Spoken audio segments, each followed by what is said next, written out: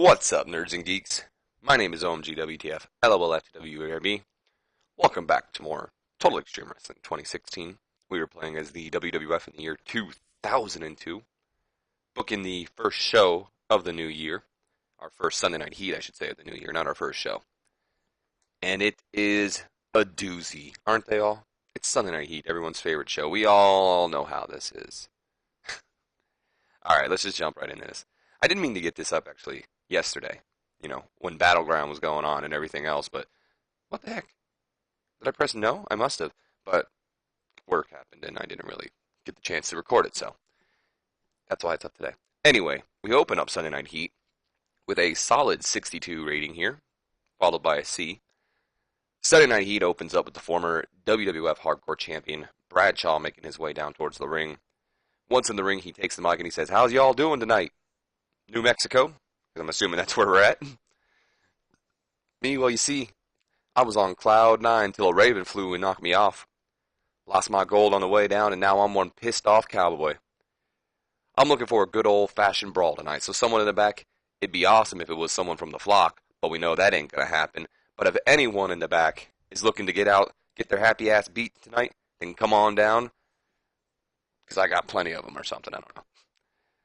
A few seconds go by, of course, and that's when finally the Right to Censor's music hits, and out comes Steven Richards, Goodfather, Val Venus, and Ivory. Bradshaw's like, "Stevie, I see you come to fight. Well, come on down here, boy, let's do this." And Steven Richards, spoiler report, did not come here to fight. And he's just like, "Actually, Bradshaw, if that is your real name, we're out here because you're in violation of code 223, saying the A word in public or on public TV. And you call yourself a role model." And then that's when Bradshaw goes, "What? Ass? Come on, Stevie, quit being an ass. And come on down here so I can beat your ass." And then I didn't write it in here because I ran out of space and I didn't really feel like writing it in here because there was no point. So pretty much afterwards, that's when Val Venus takes the mic and he's fed up. He's just, "I'm sick of you people disrespecting us. All we're trying to do is make the world a better place for the children, make the world a better place for the future, and all you people do is mock us and all that. If you're looking for a fight, and I'm looking for a fight," because, Val Venus, ever since he's come back from injury, he's been itching to get back in the ring. Val is, he's getting there. So he goes on and accepts Bradshaw's battle, and our main event of the night will be Bradshaw taking on the Right to Censor's Val Venus. Bradshaw came across well, Richards underperformed, and as you can see right here, we have a storyline, the implosion of the Right to Censor. So we might be seeing the end of the RTC here, or maybe we'll just be seeing a member or two or three, or maybe just a whole new group being formed. Who knows what we'll do. Either way, though, these four most likely will not be around each other much longer. So yeah, just a basic angle to set up our main event of the night. I do want to apologize in advance as well, because I just woke up maybe, I want to say, 15 minutes ago. So I might still be a little tired and all that. I don't know if you guys can tell my voice, but I do want to make sure I get this one up, because, again, I have work again, so. But we did have a couple locker room incidents, even though we didn't write anything down. I think I have to still do Austin's gimmick, too. Steven Richards, which is not a main reason, but one of the reasons why I made sure to get him on the show here tonight. Steven Richards improving our locker room when he set up a waffle bar and cooked for everybody. And I don't know about you guys, but if someone came into my work and set up a waffle bar and started cooking for everybody, yeah, my morale would probably improve too. We didn't have Rick Steiner, who annoyed the entire locker room with his constant boasting. Not sure why Rick Steiner would be boasting. But anyway, Judge Rock sentenced him to be silent for the rest of the night, which, that's gotta suck, yeah. For the rest of this show, just shut the fuck up. And then, of course, you're gonna have to buy us drinks after the show, which, somehow, someway, improved Rick's behavior, so I guess it's a win-win. And then, of course, Stone Cold Steve Austin passing on tips on, I think it was psychology, maybe I shouldn't have erased it so quick, selling. Tips on selling to Rhino. Alright. So we then move on to our next segment here, which gets a solid 60C. And I'll be honest, I did not expect it to get that good of a match. We have a bout that had subpar wrestling here and a little heat to it. Too Cool, Grandmaster Sexay, and Scotty Too Hottie going over Jamie Noble and Just Incredible in 7 minutes 52 seconds when Scotty Too Hottie defeats Jamie Noble with the aided sit-out powerbomb. Excuse me, Scotty? Did you do a move that wasn't the worm? Huh. That's the main reason I had you win was to hit someone with the worm, but whatever. Grandmaster Sexay carried the match in terms of in-ring performance. I'm not gonna lie to you guys. Grandmaster Sex is impressing me. He might be getting a push post-Mania. Credible had an in-ring performance of a 46. Jamie Noble, he's another guy. In-ring performance of a 52. Scotty Too Hottie with a 51. And Grandmaster Sexay with a 62. Just Incredible is improving in flying, and Grandmaster Sexay is improving in technical. As we go into a 69C plus here, Grandmaster Sexay, Scotty Too Hottie, lights go out, they're ready to do their whole dance. They got their hands on their crotch, about to do the dance. And that's when we have Disco Inferno and Das Wunderkid, Alex Wright, officially making their debuts. That's right, Nerds and Geeks. This isn't a one-off appearance. This ain't anything. As you can tell by the storyline right down there, we have made our... Well, no, Jamie Noble technically is our first call-up, but that was mostly because he was like, I'm sick of being down here, call me up. But, we have officially made our first call-ups by choice. And that being Das Wunderkid, Alex Wright, and Disco Inferno, Scotty Too Hottie. Not Disco Inferno, Scotty Too Hottie, Disco Inferno. As they come out and attack Grandmaster Sexay and Scotty Too Hottie, Too Cool, from behind. Because, it's a dance versus dance feud, pretty much. We got WCW's Too Cool versus WWF's Boogaloo Crew. So there you have that. It kind of sucks for NWA Wildside, though, because Alex Wright is their world champion, but I am going to be, after the show, officially calling them up because I forgot to do it before, so this is technically just a one-off appearance, but they are going to be getting called up, if you can't tell by the storyline. We then jump into a 76B-. This is a really good Sunday Night Heat. Eddie and Chavo are out there. They have the stolen WCW Canadian Championship with them. Remember, if you watch Nitro, Eddie stole the Canadian Championship from Lance Storm because he feels there should be a Mexican Championship. And like as we say right here, he's now calling it the Mexican Championship. And then he says, Orale, orale. Ladies and gentlemen, I ask you this question. Throughout the time there's been a U.S. title, a Canadian title, a European title, the Intercontinental title, but never has there been a title to represent Mexico. Until now. Ladies and gentlemen, as your new Mexican champion, I promise to undo this wrong and bring great pride to my countrymen. But speaking of Mexico, there's no doubt that all the great things that Mexico has ever given to the sport of professional wrestling, Mexico, there's supposed to be a period there. Punctuation, guys, very important. Make sure you get your grammar down. Anyway, Mexico, along with America and Japan, have always been the three wrestling countries. And just like Mexico, Japan has never gotten its recognition until today as well. Ladies and gentlemen, my opponent for tonight is an up-and-coming Japanese talent, Nosawa.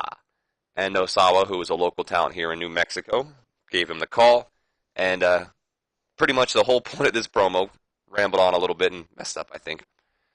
Eddie's coming out here, hyping up the fact that, Mexico, Japan, and America have always been known as kind of like the big wrestling countries. No offense to all the other countries, but when I say that, I mean it more like they're the only countries that really have had a big wrestling company to the point where, people from outside countries are watching. So you got, of course, WWE's had WCW, WWE, hell, even ECW to an extent, and TNA. And I guess maybe even ROH, but And then New Japan, of course, has they have New Japan, but Japan has New Japan, and then, of course, they have other stuff like Dragon Gate and stuff like that. And then Mexico has CMLL, they have AAA, they got the Crush going on down there. So that's kind of like what I mean by like the three big companies, is they have a lot more recognized companies over there. If I had to say something, I would definitely say England or British or Britain, whatever you want to call them.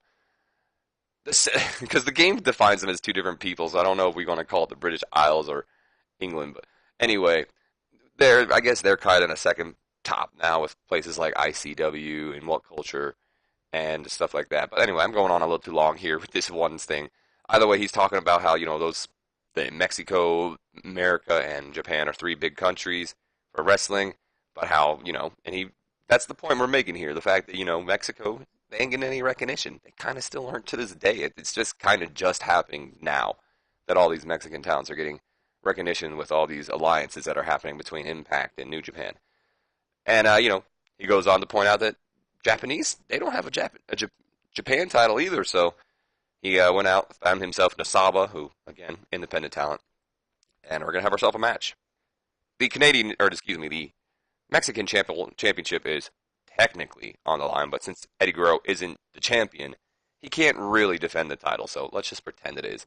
We go to a match that has a 61 solid C here, and about that had subpar wrestling and little heat to it. Eddie Guerrero going over Nosawa in 7 minutes 51 seconds with this gory special submission hold, giving his father, the great late Gory Guerrero, a nice shout out there by making his air quotations first defense of the Mexican championship. Eddie's getting better at his gimmick, shown in the match. 78 for Eddie, 27 for Nosawa. That's actually not too bad. And Nosawa's improving in technical. He made the best of his appearance. We then just go to the This Week in the WWF segment. Gets us an 85 B+. I stupidly did not rate this as a minor angle and rated it as major, so that's why we see storylines progressing, even though they shouldn't be. But either way, we go on to the storyline, which is pretty much hyping up our two main events of this week. Triple H and Undertaker in the main event of Monday Night Raw to determine who will face Rock at Royal Rumble for the title. And then the tag team match between Booker and Benoit and Angle and Edge on Nitro, which was cut short, or not cut short, but had interference by Chuck Palumbo. So just, like I said, just this week in the WWF segment, just the weekly, what the hell happened if you missed it. As we lead into the main event, which, wow, 72 B- for a Sunday Night Heat main event. I wish we could increase our popularity on shows like this, because we probably would have. Decent matchup here. Bradshaw going over Val Venus in 12 minutes, 39 seconds with the clothesline from Hell, following botched interference from Steven Richards. So I guess it doesn't really make sense if you're doing a clothesline from Hell to have a botched interference. Maybe Richards accidentally distracted Val Venus or something, and that led to Bradshaw hitting it. But either way, like I said, we're going off with the implosion of the right to censor here, so we got to have it start teasing in some sort of way. Ivory doing good work ringside. Bradshaw and Val Venus have great chemistry, so that's amazing. Bradshaw with a 78 and Val Venus with a 54. So we go off to end the show to get a 73 B-, probably our best Sunday Night Heat we've ever done. Nosawa was slightly overused. Well, he is, someone from an outside country, doesn't even work here. Get over it. What is this? Oh, I thought it said no, a given time. It's just the name of their thing. Pretty good. People seem to enjoy the show. We knew about that, though. So it looks like we're going to be going from wall-to-wall soccer. That's the place that they were in. OVW was the best show last night, so HWA is going to be last, NWA first. We already know John Cena won a title because it's just highlighted there. Adam Jacobs got injured. Uh-oh. Oh, whoa. Apocalypse jailed. In prison for 2 years. What the hell did he do? A sentence for 2 years has been handed to Apocalypse following his perjury conviction. And so his career in wrestling will be on hold while he pays his debt to society. It is being reported that he will not challenge the sentence. Perjury conviction? I'm not really exactly sure what that is. Hey, look at that. Super crazy going to IWPR. So what do we have here? Oh, contract negotiations. Cool. So Charlie Haas, who works for HWA, I believe. So we got to send him back there. He's already going there. So let's go ahead and sign Charlie Haas. Cheerleader Melissa needs to go to OVW because that's where we have our women talent. And then Nova. Where do I want to send you, buddy? Well, you know what? We've already sent someone to HWA, being Charlie Haas. We already sent some. Wildside's got a packed roster, I feel, as well. I think I'm going to send him to HWA as well. Yeah, let's send him to HWA as well because he needs it too. Alright. So let's go ahead and check out our stuff here. So HWA was the worst one. Got a 49D plus, sold out. Reno opens up the night going over Cody Hawk with a 32. Then we have a skip between Kimona Wanalaya. Oh, okay, and Mike Sanders. Logan Kane going over Matt Stryker. D'Lo Brown going over Elix Skipper with a 51D plus, and then in our main event of the night, Shannon Moore going over Yang, who I believe is the Cruiserweight Champion. Yeah, he is the Cruiserweight Champion, so Yang getting a World Championship match too. Goes over Yang in our main event with a 51D plus to end off the show. And then we go to NWA. I'm surprised OVW was number one. NWA gets a 51D plus rating here. We open up the night with Lazarus, which I don't know why they pushed Lazarus so hard. Lazarus going over Ray Gordy with a 38D minus. We then have a skip between Sean O'Hare, Ernest the Cat Miller, and Air Paris. Adam Jacobs going over Caprice Coleman to retain the NWA Georgia Junior Heavyweight Championship with a 50 rating. Backstage segment between Carlito Cool and the Road Dogg. Carlito Cool going over David Flair with a 47 solid D. And then the main event of the night, impressive main event by the way, Air Paris goes over Sean O'Hare and Colt Cabana with a solid 60 rating. Of course, no world title match because we borrowed Alex Wright. And then OVW gets a 52D plus here. John Cena opens up the night.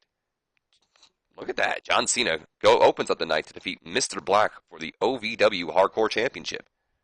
So Cena is now the OVW Hardcore Champion. We have a brawl involving Lou Fisto, Gail Kim, and Tracy Brooks.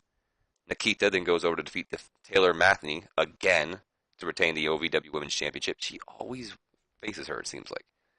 We then have a confrontation between Randy Orton and Monty Brown. Flash Flanagan going over Fit Finley with a 49. And then in our main event, Rob Conway going over Randy Orton to retain the OVW Heavyweight title with a 54C minus. Good rating, guys. Good stuff. So like I said, it sucks for NWA because we're borrowing, what's his name? They are going to have to vacate their world championship, which again, it sucks. Oh, Adam Jacobs was injured. I forgot to see who he was injured by too. I'm going to have to go back and look at that. Yeah, so he's going to vacate the championship, which again, I don't really kind of want to do, but I don't also have a choice. I mean, I do. I don't have to call him up, but we're going to call him up. But we're also going to check to see where Adam Jacobs got injured. So that was NWA. Adam Jacobs. It was NWA, right? Was it H? Yeah, he's NWA. I knew he was. Or was he hurt? Lazarus defeated Rory Gordy. Adam Jacobs right here. So he got injured in the match between Caprice Coleman. I wonder if they have any, like... No. I was going to see if they had any tension with each other. Alright, let's do it, guys. Where am I looking at? I always lose it. Developmental. Let's get Das Wunderkid. Recall. And let's get Disco Inferno. Oh, excuse me. Glenn Graberti. Recall. And there we go. Officially on the roster. The Boogie Nights, Disco Inferno, and Das Wunderkid, Alex Wright. Which, I gotta change their pictures back. So let's do that real quick. And while we're here, let's also check Austin's gimmick and see if we were doing that. So there we go. Alex Wright. And Glenn Gilberti. Who's going to be Disco Inferno. Let's get a better gimmick. Oops. There we go. So Disco Inferno and Alex Wright officially on the roster. They are on the team. I think the only thing I need to go back and do is add them back into their storyline. I do. So let's go ahead. Alex Wright. And Disco Inferno. There he is. I was like, where the hell did Disco Inferno go? Alright, cool. I also want to see if they place on the thing anywhere. They're like as a hot prospect or anything. No, it doesn't look like. I doubt they're going to be anywhere if they're not there. Nope. All right. There's our new list. All right, let's keep going forward as we inch our way closer and closer to Monday Night Raw. That's a good ass Sunday Night Heat. Look at that. Nitro, 43.98 rating. Hell yeah. Ron Killens, look at good for Ron Killens, dude. Ron Killens, we let go, and now he's already winning a championship. Began his first reign as the NWA/ECCW Pacific Northwest Heavyweight Champion when he took the title away from Dr. Luther. We're gonna have to check that out. We are gonna have to check that one out. Ooh, 0-1 signing up Hayabusa, and then Taka's gonna be touring with Empro. All right, what was it? ECCW. Ron Killens right here, going over Dr. Luther. Oh, Dr. Luther looks weird. Good for Ron Killens, man. That makes me happy to see him pick up a championship. Wow, they got a lot of good talent. Look at that. Michael Reigns going over Bryan Danielson. Moondog. Yeah. We already knew that. All right, let's continue forward. I'm really actually excited about calling up Disco Inferno and Alex Wright, guys. I really am. I don't know why. It's kind of cool whenever you get to call someone up because it's just like now their career is in your hands pretty much. Apparently Sylvester Terkay is he's rising, which he wasn't when I was working with him, but he's still gone for 6 months. Chris Parks, aka Abyss, on the rise as well. He's already on our short list though. What do we got here? Another decision? Oh, it's with Jerry Lynn. Yeah, we need to keep Jerry Lynn around. I like Jerry Lynn. It's good hand. I mean, I feel bad because he's mostly just being kept around to put other people over, but he makes other people look good, so use him for what he's good at. Ooh, David Young, NWA Wildside rant. Says could be on his way out of NWA Wildside after giving an interview with a local newspaper in which he was highly critical of the running of the promotion. The interview published yesterday will certainly not endear him to fellow NWA Wildside workers. I wonder if it shows like he has any tension with anybody. No.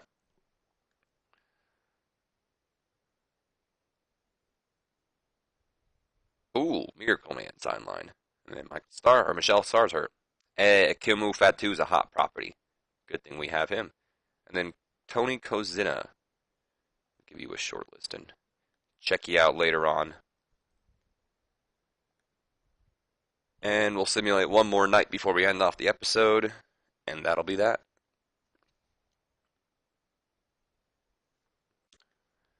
At the Tokyo Dome. Did they do their... I'm assuming that's supposed to be Wrestle Kingdom. But I don't know. Extreme Pro Wrestling held Primal Warning. And Nosawa's on the rise. We didn't even have his best match, damn it. You know what? Nosawa was impressive. I'm going to put him on a short list. I might bring him in. Rey Mysterio won internet support despite being injured. He's the best high flyer today. He flies so high he still hasn't come down. Whatever. And let's check out some storylines before we end this off as well. Mostly the Heat storylines. Alright, good. That's going to do it though, nerds and geeks. Hope you guys have enjoyed. If you have, do me a favor. Leave me a comment, like, and subscribe if you haven't already. And as always, my name is OMG, WTF, LOL, FTWBRB. I will see you guys for Monday Night Raw. But until then, you all have yourselves a wonderful day. And I'll see you then.